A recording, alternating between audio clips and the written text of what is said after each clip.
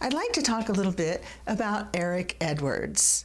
I was a big fan of Eric's before I ever got into the business. My husband and I had gone to this movie theater in southern Indiana, Ellettsville actually, and it was a drive-in theater that showed adult movies. I know, it sounds wild, especially in Indiana, but they did. And I remember seeing on the big screen Eric Edwards and Seika and all kinds of people, you know, from the late 70s, early 80s.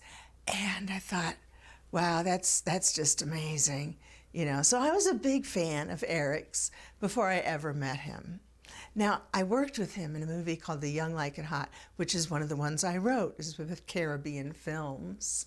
So up until that time, I had just been working with my husband, but Eric was the first guy that I worked with besides my husband.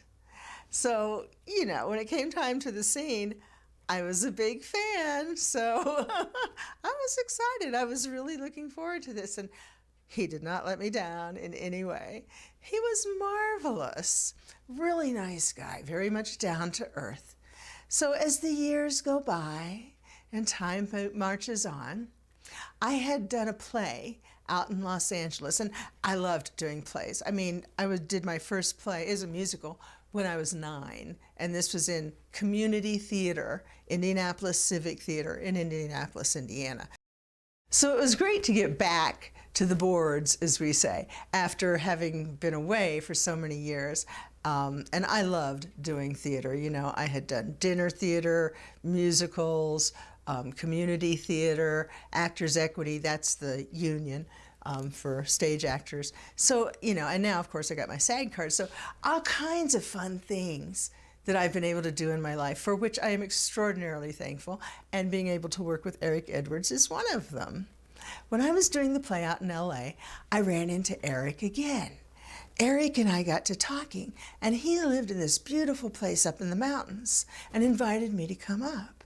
So I said, sure, sounds great. One of the things that attracted me to this was he told me that there was a pond nearby, and he liked to go down to the pond and feed the ducks. Well, I love that. So we went down and we fed the ducks together, and we had a wonderful conversation. I went back to his house. He had these beautiful big paintings on the wall, and I complimented him. He said, oh, I did that. I had no idea he was such a talented artist. So one of my biggest regrets about Eric Edwards is that, probably about 3 years ago, maybe now, Eric was having a diagnosis. He had a diagnosis of losing some of his cognitive abilities. I'm not sure if it was Alzheimer's or something like that, but he was losing his memories. So some people had got together and reached out to a bunch of his friends and said, we're going to have like an online party, because everybody was spread out all across the country and the world. And we're going to have this little online party before he loses more of his capacities, and remind him of how we met and the fun times we had and that kind of thing. So we can just be there with him and enjoy him and share him at his best, because he'll never be better than this. So sad, I know. But I thought that was marvelous that somebody would do that. And of course I wanted to be involved. So the deal was they were going to send me a link to my email address. And I knew the time, you know, and the date, and I would join. Excellent. I was looking forward to it. About a week before it happened, my whole thing got hacked. My YouTube channel was hacked. My email address was hacked. All my social media was hacked. I lost everything except for LinkedIn.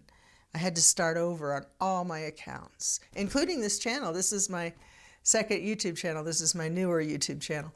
So I lost everything. And I lost the ability to get that link. I didn't have their address, their email address, to reach out to them. It was saved on my email. They didn't have my email address. It had been hacked. So they might have sent the link. I never would have gotten it because I couldn't get into my email anymore. So I deeply regret not being able to participate in that.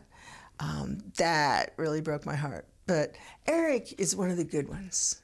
He's one of those ones that is down to earth, a real human being that's not obsessed with how they look or how many push-ups they do or whatever, because were some that were like that. I'm not going to mention any names. But Eric was a down-to-earth kind of guy. I mean, I sat and talked with him feeding the ducks and then back at his house, probably 3 or 4 hours maybe. And you know, the time just went quickly because we were just enjoying a normal conversation as normal human beings, you know, not as actors or actresses in a certain genre or whatever. You know, it was just a normal conversation, and it was marvelous. He is a good guy, and I hope he's doing all right. Anyway, thanks for watching.